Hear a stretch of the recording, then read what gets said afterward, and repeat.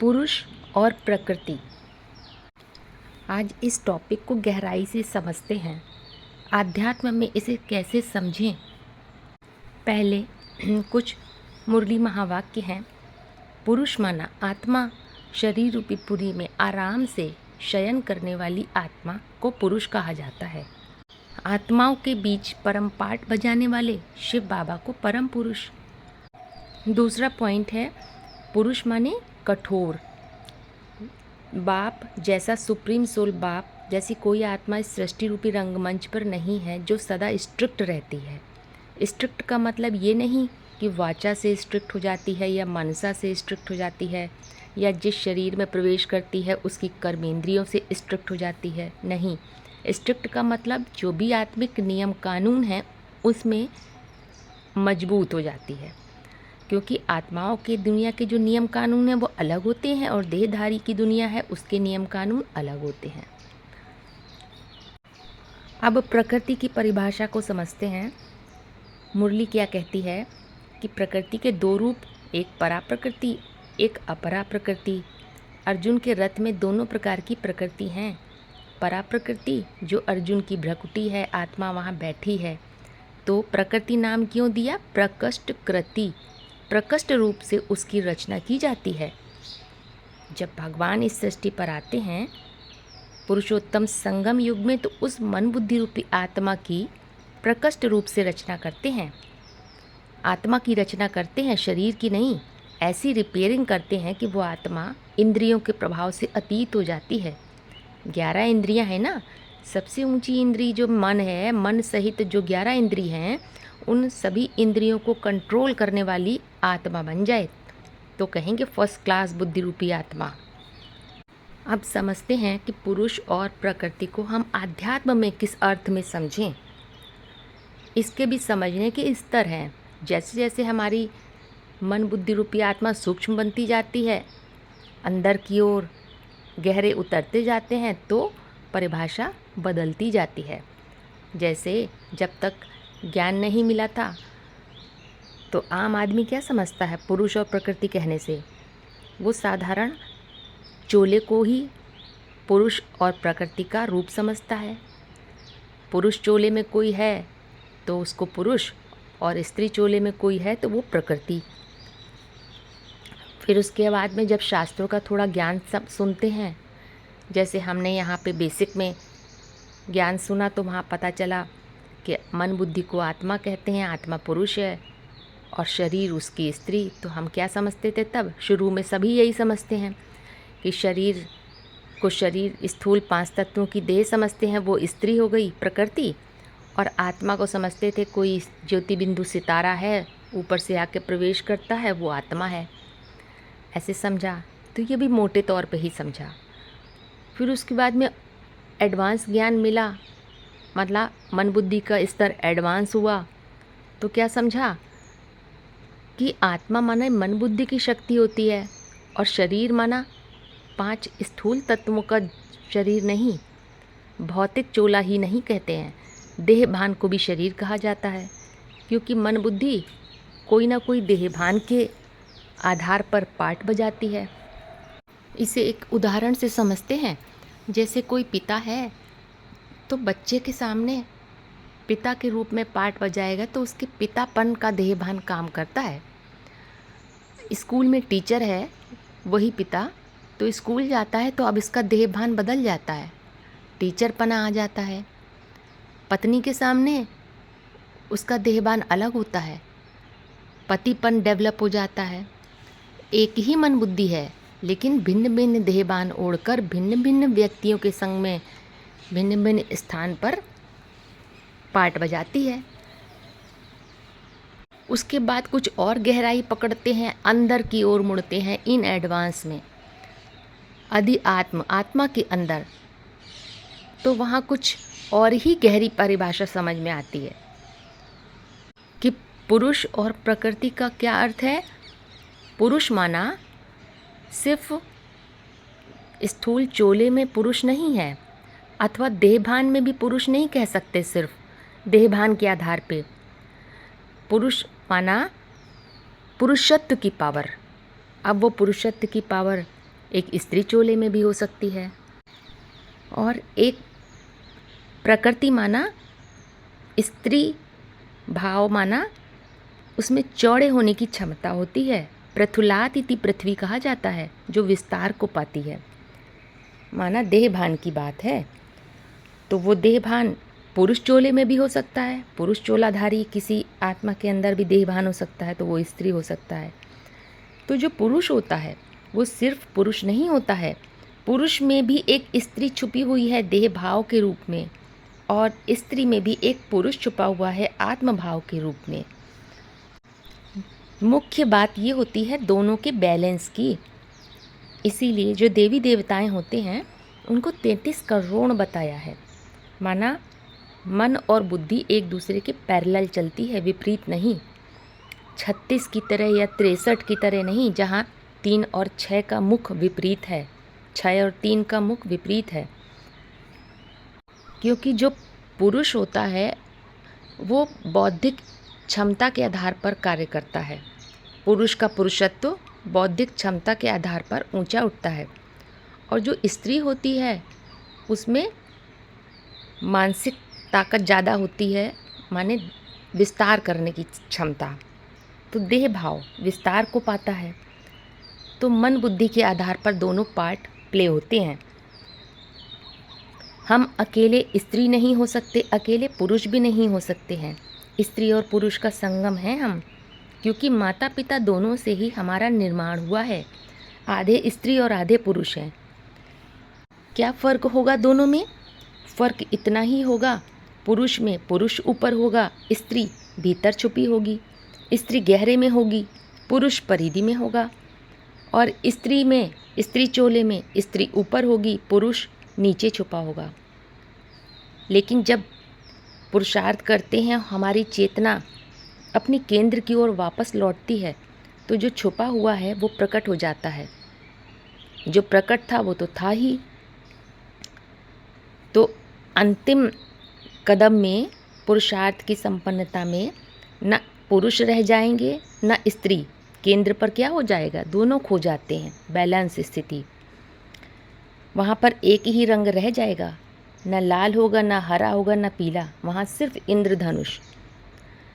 इसीलिए देवी देवताओं को क्या दिखाते हैं? उनके चेहरे देखिए ध्यान से, देवी देवताओं की मूर्तियों में, चित्रों में, तो उनके चेहरों में कोई खास अंतर नहीं होता है। स्त्री पुरुष के चेहरों में समानता दिखती है। इसीलिए अर्जुन को वनवास के आखिरी वर्ष में बृहन्नला का रूप धारण करना पड़ा था। और हिंदुओं ने ब्रह्म को नपुंसक लिंग में रखा, न स्त्री न पुरुष, क्योंकि वहाँ तो दोनों ही खो जाते हैं। तो पुरुष का अर्थ स्त्री के विपरीत वाला पुरुष नहीं है। स्त्री चोले में भी एक पुरुष है, उसकी आत्मा के रूप में। पुरुष की देह के अंदर भी पुरुष है, और स्त्री की देह के अंदर भी पुरुष है। स्त्री चोला होते हुए भी अगर आत्मभाव है, पुरुषपन का भाव है, तो वो पुरुष है। जब पुरुषत्व की बात होती है तो यूनिवर्सल ट्रुथ की बात हो रही है, और जब पुरुष कहते हैं तो वो पर्टिकुलर व्यक्ति की ओर संकेत करता है। आध्यात्मिकता में तो हम पर्टिकुलर से यूनिवर्सल की ओर बढ़ते हैं, सीमाओं को तोड़कर असीम सत्ता से कनेक्ट होते हैं। पुरुष और प्रकृति में अंतर क्या होता है कि पुरुष होता है गिवर। क्योंकि बुद्धि सूक्ष्म होती जाती है, तो सूक्ष्मता के आधार पर देने की टेंडेंसी डेवलप हो जाती है। गिवर हमेशा ऊंचा होता है, देवताईपन का भाव आ जाता है। और वही बुद्धि जब मन के पीछे भाग रही होती है तो क्या होता है? भ्रष्टता आती है। श्रेष्ठता तब कहेंगे जब प्रकृति पुरुष के पीछे चले, लेकिन आज की दुनिया में उल्टा होता है। कहते हैं ना, जोरू का गुलाम। मन के पीछे बुद्धि भाग रही है, बुद्धि के पीछे मन नहीं भाग रहा। इसीलिए मुरलियों में एग्जाम्पल देते हैं डॉग और गॉड का। गॉड के पीछे प्रकृति भागती है, 16,000 गोप गोपियाँ, और जो बिचेस होती हैं उनके पीछे डॉग भागते हैं। स्त्री मान रूपी जो प्रकृति है वो रिसीविंग कैपेसिटी होती है। इस सृष्टि पर पुरुष और प्रकृति का खेल चलता है, क्योंकि सृष्टि चलती ही है दो के द्वारा। तो मन बुद्धि रूपी आत्मा की दो प्रकार की प्रकृति है। एक है परा प्रकृति आत्म भाव वाली पुरुष रूप, दूसरी है विस्तारवादी प्रकृति अपरा प्रकृति। आत्मा तो न्यूट्रल होती है, मेल और फीमेल, पुरुष और प्रकृति का बैलेंस होता है। सृष्टि के 4 युगों में इन्हीं दोनों प्रकृति का खेल चलता है। 2 युगों में आत्म भाव वाली प्रकृति प्रधान होती है, मन बुद्धि रूपी आत्मा आत्मिक भाव में टिकी होती है, इसीलिए देने का भाव रहता है, देवी देवता वाली स्टेज। और 2 युगों में देह भान वाली प्रकृति कार्य करती है, वो है स्त्री रूपिणी। गीता के 13वें अध्याय में 3रे श्लोक में बोला, जो व्यक्ति इस प्रकार पुरुष रूप आत्मा और प्रकृति को गुणों के साथ जान लेता है, वो सब प्रकार कार्य करता हुआ भी इस दुखी संसार में जन्म नहीं लेता है।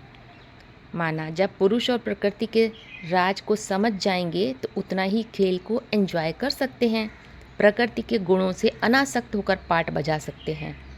इसीलिए गीता के 13वें अध्याय का 21वें श्लोक में बोला, जड़ प्रकृति में स्थित हुआ पुरुष प्रकृति से उत्पन्न गुणों को भोगता है। इन सत्व आदि गुणों में आसक्ति ही इस आत्मा के सतयुगी और कलयुगी असत योनियों में जन्म लेने का कारण है। पुरुष प्योर सब्जेक्ट है, प्योर चैतन्य है लेकिन निष्क्रिय है। तो जब अर्जुन रूपी पुरुषार्थी के बुद्धि रूपी हाथ में टॉर्च आ जाती है शाश्वत सत्य की, माना खूंटा को पकड़ लेता है, तो उसके अंदर दर्शन शक्ति डेवलप हो जाती है, भेदन शक्ति डेवलप हो जाती है, जिससे प्रकृति की गुहिता में अनेक रत्न छुपे हैं, संभावनाएं हैं, उनका आकार प्रकार दे सकता है। पुरुष की तुलना कुम्हार से कर सकते हैं। जैसे कुम्हार मिट्टी के घड़े बनाता है, मिट्टी रूपी प्रकृति निराकार है, उसमें अनेक प्रकार के आकार समाये हुए हैं। अब ये कुम्हार की कल्पनाशीलता पर निर्भर करता है, ऊंची उड़ान पर निर्भर करता है कि वो कैसे सुंदर सुंदर पात्र बना सकता है उस मिट्टी से। क्योंकि मिट्टी से बर्तन बनाने का काम नहीं, मिट्टी स्वयं नहीं कर सकती है, उसके लिए कोई करने वाला चाहिए, कुम्हार चाहिए, निमित्त चाहिए, अहंकार चाहिए। यही बात आध्यात्म में है। मन की खास बात है, मन का अपना कोई अस्तित्व नहीं होता है, क्योंकि वो प्रकृति से कनेक्टेड है। प्रकृति का पुरुष के बिना कोई एग्जिस्टेंस नहीं। अब जैसे मिट्टी है, उसमें पोटेंशियल है, कुछ भी क्रिएट करना की क्षमता है, लेकिन करने वाला पुरुष चाहिए। क्या करना है ये उसको नहीं पता, इसीलिए प्रकृति को अंधी बताया है शास्त्रों में, और पुरुष को लंगड़ा। कुम्हार पुरुष है, उसके अंदर बौद्धिक क्षमता है कि वो घड़े का निर्माण कर सकता है, मिट्टी के बर्तन बना सकता है, सुंदर सुंदर पात्र बना सकता है, मिट्टी को मूर्त रूप दे सकता है। तो पहला तत्व पुरुष वो स्थिर है, चैतन्य है, प्रकाश तत्व है, प्योर चेतना, परंतु इनएक्टिव है, निष्क्रिय है। और प्रकृति जड़ है पर सक्रिय है। प्रकृति कोई वस्तु नहीं है। जो चारों ओर देख रहे हैं उसको भी प्रकृति नहीं कह सकते हैं, बल्कि प्रकृति वो क्षमता है, मादा है, जो सभी चीज़ों को स्वरूप प्रदान करती है। प्रकृति स्वयं को अभिव्यक्त करने के लिए चेतना अर्थात पुरुष की खोज करती है, तो दोनों मिलकर इस संसार में जन्म देते हैं, जड़ और चेतन दोनों के मेल से। इसीलिए अंधे और लंगड़े की कहानी बताई है। लंगड़ा अंधे पर सवार हो जाता है, पुरुष लंगड़ा है, प्रकृति अंधी, वो कहती है तू मुझ में आरूढ़ हो जा। पुरुष कल्पना की ऊंची उड़ान तो भर सकता है, लेकिन उसे साकार करने के लिए प्रकृति का सहयोग चाहिए चलने के लिए। माना निराकार ब्रह्म रूपी प्रकृति के अंदर सारी संभावनाएं तो हैं, पत्थर भी हैं, रत्न भी हैं, लेकिन उसे क्या अभिव्यक्त करना है उससे इसका ज्ञान नहीं है। वो अभिव्यक्ति चाहती है। जैसे मिट्टी से बर्तन बनाने का काम मिट्टी नहीं कर सकती है, अहंकार चाहिए, कुम्हार चाहिए। जब उस अहंकार के द्वारा प्रकृति का सारा पोटेंशियल सारे अभिव्यक्त हो जाता है, तब वो अपने अहम को झुका देता है। अहंकार रूपी पुरुष माना पक्का अहमदाबादी बन जाता है। क्या अर्थ हुआ इसका? माना पुरुषार्थी पुरुष रूप में श्रीमत के प्रमाण विधि के अनुसार जो श्रेष्ठ कर्म करता है वही उसका विधान बन जाता है। फिर वो अपनी मूल प्रकृति के आगे झुक जाता है। माना अब वो करता नहीं रहा, अब सारा कार्य स्वतः और सहज रीति से उसकी प्रकृति के द्वारा होता है, जिसे ब्रॉड ड्रामा में कहते हैं विधि का विधान। गाते हैं ना, विधि का विधान जान हानि लाभ सही ये, जाही विधि राखे राम ताही विधि रहिए। वहाँ समझते हैं हमारी किस्मत में जो लिखा है वही मिलेगा हमें, लेकिन वहाँ ये भूल जाते हैं कि किस्मत लिखी किसने। पुरुषार्थी स्टेज में हम अपनी किस्मत स्वयं लिखते हैं, अपना विधान स्वयं बनाते हैं और बाद में उसी को धारण भी करते हैं। विधाता का रूप हो जाता है, विशेष रूप से धारण करते हैं। सांख्य कहता है पुरुष और प्रकृति का कभी मेल नहीं हो सकता। पुरुष प्रकृति पर प्रकाश डालता है पर उसका अवयव नहीं बन सकता है। प्रकृति के अवयव हैं सत रज तम।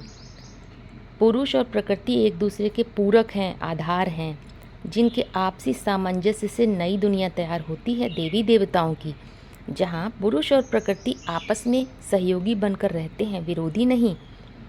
पुरुष प्रकाश है, प्रकृति कभी प्रकाश नहीं बन सकती, लेकिन प्रकाश के द्वारा अपनी चीज़ों को प्रकट करती रहती है। जब तक प्रकाश न पड़े प्रकृति में से कोई चीज़ नहीं निकलेगी। पुरुष और प्रकृति का कभी मेल नहीं होता, इनका सहयोगाभास होता है। लगता है इनमें संबंध हो रहा है, लेकिन वास्तव में संसर्ग होता है। पुरुष शीशे की तरह है और शीशे के सामने अनेक वस्तु निकलती हैं, अनेक ऑब्जेक्ट निकलते हैं, लेकिन शीशे का ऑब्जेक्ट से, विषय वस्तु से कोई संबंध नहीं होता है। काली वस्तु आएगी तो शीशे में कालापन दिखेगा, शीशा काला नहीं होगा। गोरी वस्तु आएगी तो शीशा गोरा दिखेगा, लेकिन शीशा गोरा नहीं होता। ऐसे ही आत्मा पुरुष प्रकृति के किसी भी मॉडिफिकेशन से प्रभावित नहीं होती। प्रकृति 4 अवस्थाओं से पसार होती है, लेकिन आत्मभाव रूपी पुरुष उन अवयवों से पसार होते हुए भी अप्रभावित रहता है। किंतु अगर पुरुष प्रकृति के चक्कर में फंस जाता है और खुद को ऑब्जेक्ट से जोड़ ले कि काली वस्तु निकली शीशे के सामने तो वो देख के रोए, मैं तो काला हो गया, तो फिर वो दुखों का कारण बन जाता है, क्योंकि वो अपने को सीमित समझने लगा। जबकि पुरुष तो असीम है। पुरुष के अंदर जड़ता नहीं आ सकती है, वो चेतन तत्व है, दृष्टा है, प्रकृति को देखने वाला है, वो प्रकृति नहीं है।